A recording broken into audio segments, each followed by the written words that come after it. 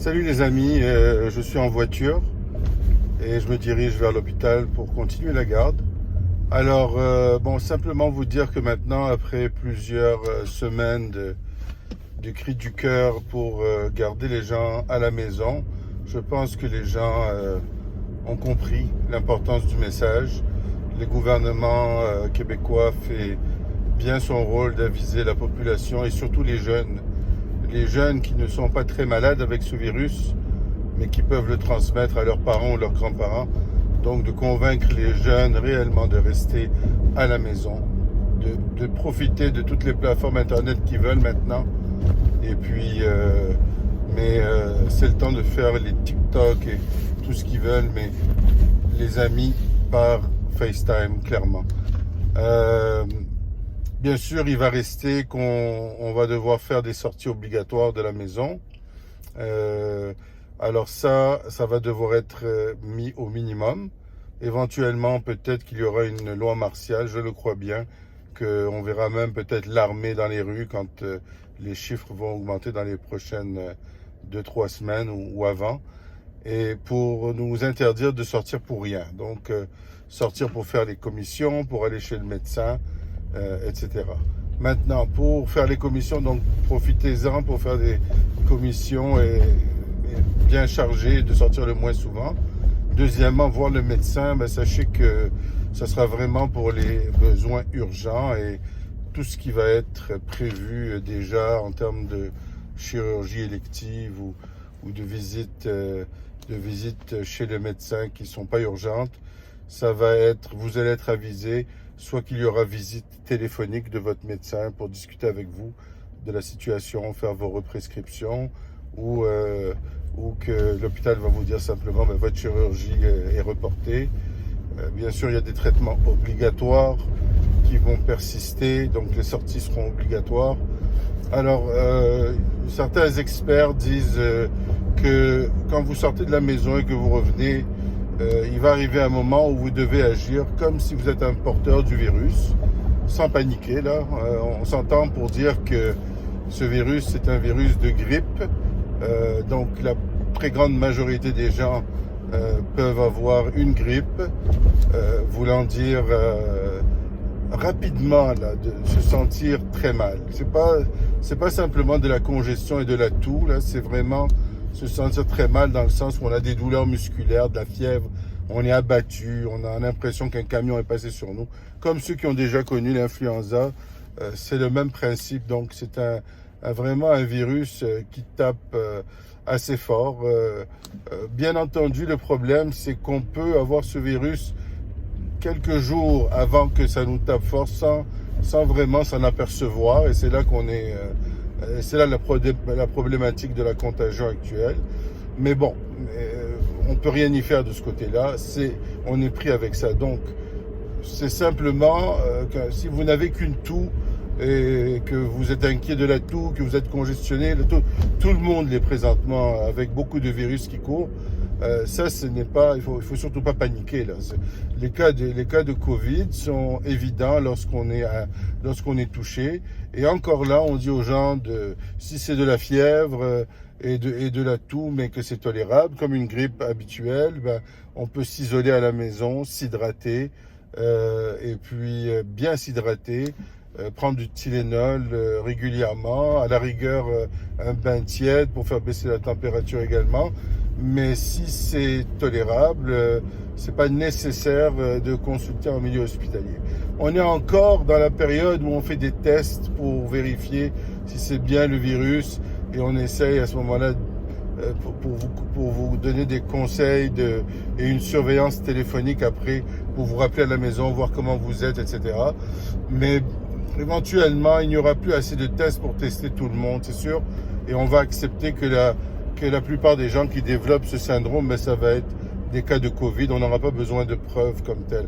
Alors les conseils vont être ceux qui sont naturels, ça veut dire réellement appeler le 911 si vraiment on a de la difficulté à respirer, si on se sent étourdi, si on n'est pas capable de se lever pour aller boire. C'est des choses de base, mais c'est la minorité des gens qui vont avoir ce genre de symptômes-là et surtout pas les jeunes enfants. Quand je dis jeunes, je parle en bas de 20 ans, hein, parce que bon, il y en a qui sont dans la quarantaine, qu'on peut dire jeunes, mais qui sont quand même pas mal malades de ce virus, sans mourir souvent.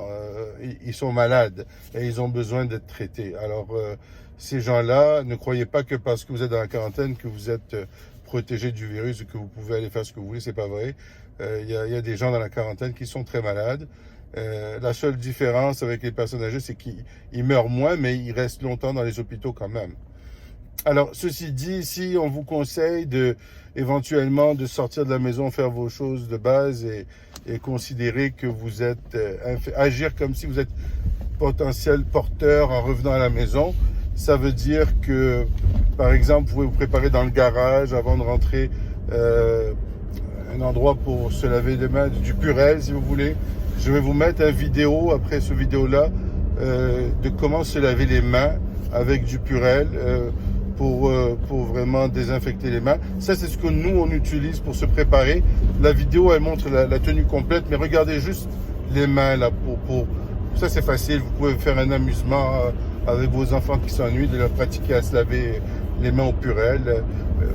Faut pas capoter là, si vous êtes tous à la maison ensemble sans que personne ne sorte, on n'est pas à mettre du Purell constamment, mais s'il y a une sortie, celui qui est sorti, avant de rentrer à la maison, possiblement dans le garage, déshabillez-vous le plus possible. Une fois que vous êtes déshabillé des vêtements, laissez les vêtements à terre. Au bout de 48 heures, les vêtements n'ont plus de virus dessus. Alors de ce côté-là, ne vous inquiétez pas, mais laissez-les dans le garage. Et puis là, faites la technique avant de rentrer à la maison de lavage des mains et allez directement dans la douche par la suite. Maintenant, pour ceux qui se sont munis de masques à la maison, il est important de savoir qu'il ne faut pas porter trop longtemps les masques. Ça peut avoir un effet néfaste, ça peut donner des gerçures, ça peut donner de l'humidité dans le nez qui peut attirer le virus. Alors, mais vous pourriez le porter quand réellement il y aura beaucoup de virus autour de nous. Vous pourriez le porter le temps d'aller sortir, faire vos courses. Et en arrivant à la maison, avant de rentrer même dans le garage, je vous dirais probablement l'enlever doucement avec les deux mains aux oreilles et le jeter dans une poubelle. Et ensuite, rentrer dans le garage, faire la procédure de lavage des mains. Et à ce moment-là, d'aller dans la douche. À la rigueur, ceux qui veulent pas se promener avec un masque, mais si vous en avez, c'est pas obligatoire parce qu'on peut pas devenir fou avec ça. Mais si vous en avez, vous pouvez aussi les laisser dans le garage et en arrivant à la maison, pour aller dans la douche, là, vous pouvez le mettre quelques instants juste pour monter vers la douche. Et puis, mais faites attention où vous le jetez à ce moment-là. C'est ça la problématique. Si vous le jetez dans une poubelle dans la salle de bain, bien vous le laissez là-bas. Vous jouez pas dans la poubelle après, vous le laissez pendant une couple de jours dans la poubelle. Bon, ça c'est des trucs, mais c'est pas nécessaire. Ce qui est nécessaire, c'est celui qui sort réellement de bien se laver les mains en rentrant. Si vous voulez apprendre à vos enfants à se laver les mains occasionnellement avec de l'eau, du savon dans la maison, vous pouvez employer la technique que vous allez voir dans la vidéo. Ça, c'est correct de se laver les mains. Et nettoyer les surfaces. Quand vous serez sorti de façon obligatoire pour aller faire quelque chose et revenir, nettoyez donc les surfaces avec du Lysol, les parterres aussi. Mais le but, c'est de ne pas devenir fou avec ça et donc de ne pas trop sortir souvent et de ne pas avoir des invités de l'extérieur parce que c'est un peu ça là. C'est un peu comme les joueurs de blackjack qui vous disent quand vous avez une carte que vous ne voyez pas, considérez que c'est un 10 pour calculer vos décisions, mais c'est la même chose. Maintenant, il va arriver un moment, on n'est pas là encore, mais il va arriver un moment où vous allez entendre dans votre quartier, dans votre communauté, des gens qui ont eu le virus, peu importe s'ils sont beaucoup malades ou pas beaucoup malades. Celui qui n'est pas beaucoup malade peut le donner à quelqu'un d'autre, plus âgé, qui va être très malade. Alors, il va arriver un moment où on ne saura plus à droite, à gauche, on va être entouré de possibilités de virus. Alors, il faudra agir comme si c'est autour de nous. Alors, là, moi, je vais arrêter donc d'insister maintenant sur l'isolement. Je pense que le gouvernement prend la relève pour tout ça et que je vous remercie pour tous ceux qui nous ont aidés dans cette pandémie. On a une courbe au Québec qui est meilleure qu'aux États-Unis et qu'en Europe. Alors, c'est très bien. Le gouvernement a contribué énormément. Les gens, la mentalité des gens au Québec également. Il faut continuer. Il ne faut pas faire d'erreur. Surtout quand on voit des cas qui ont utilisé les transports en commun alors qu'ils commencent à avoir des symptômes. Ça, c'est vraiment dérangeant d'entendre. S'il y a des symptômes et qu'on doit se porter vers un hôpital, faites le 911, mais pas pour des symptômes légers. Vous êtes bien mieux de vous enfermer chez vous, parce que la majorité du temps, cette grippe est traitable à la maison. Alors, qu'on vienne, que votre conjoint vienne vous déposer ou que votre enfant vienne vous déposer de l'hydratation et de l'alimentation à la porte, et vous prenez ça. En dehors de ça, la seule chose que vous pouvez faire par extrême précaution, et ça c'est vraiment, là si vous êtes sorti et revenu à la maison, c'est pas dans 24 heures, c'est de garder, en fait vous pourriez le faire constamment, c'est de garder toujours une distance un peu inhabituelle avec votre conjoint ou avec les enfants quand vous êtes autour de la table par exemple. Sautez une chaise. Si quelqu'un doit éternuer, apprenez-leur à tenter d'amortir le jet d'éternuement dans le coude. Mais à ce moment-là, il faut se doucher tous les jours.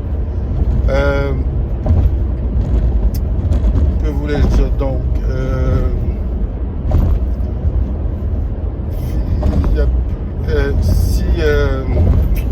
Je pense qu'il y avait autre chose qui me venait en tête.